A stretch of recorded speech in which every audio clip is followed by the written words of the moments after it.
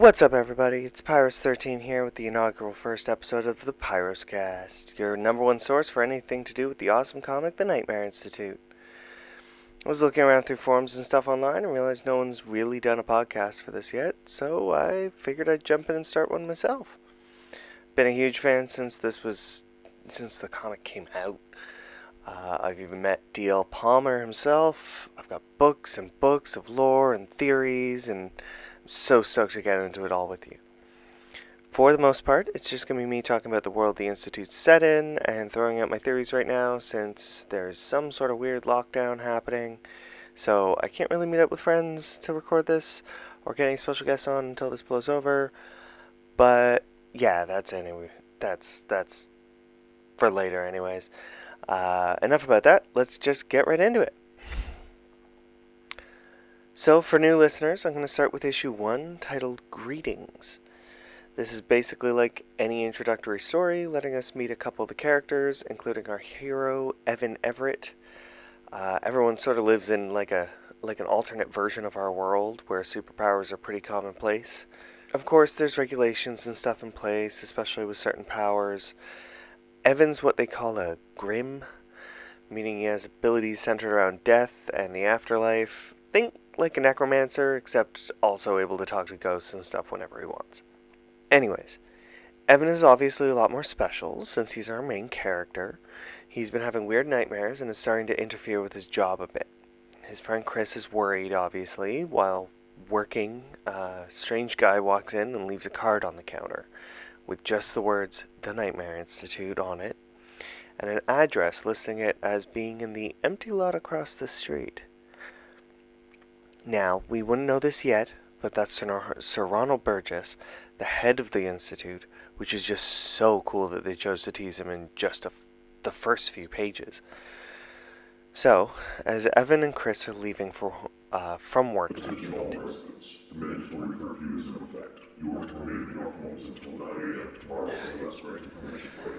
Why'd they have to put one of those loudspeakers outside? Anyways, Evan and Chris are leaving work when Evan sees someone apparently teleport into the empty lot, which should be impossible. You see, that's one of those powers that's regulated and monitored, and in this world, teleporting in city limits is illegal. So anyone caught doing so should have their version of cops on them in a few minutes. They go and get some pizza, and Evan sees the same guy walk into the pizza place, and he's staring at them the whole time. Now Evan's really creeped out, especially after the weird dreams, the weird stranger, all that kind of stuff. It's only when Evan's walking home that we finally get the reveal of who this guy is that's been following them around all night, and it's Victor. He's probably my third favorite character, just because he's kind of a dick, but it's only because he's so protective of the Institute and everyone in it. Anyways, he confronts Evan, asking why he was staring in the direction of the Institute earlier. Of course, when Evan explains why, Victor loosens up a bit, and tells Evan to be there the next day at 3 sharp, or he'll find out that his bite is worse than his bark. Which I love so much, because he just dropped the hint of him being a werewolf, essentially. And that's where issue 1 leaves us. Like, such an interesting way to throw us into the story, establishes these characters so well, and the small hints they drop so early on. Like, the dream at the beginning, I'm pretty sure is connected to this judge plotline that we had just finish up a little while ago, after hinting at him about for, a dozen issues or so.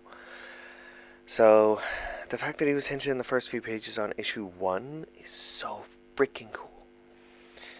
Of course, from there we'll go into the next issue where we meet the Institute itself, but I'll have to save that for the next episode, I think. I don't like being up so late after curfew takes effect these days, and I've rambled enough for one night. So, hit that subscribe button, give this episode a like, and share it around if you want more.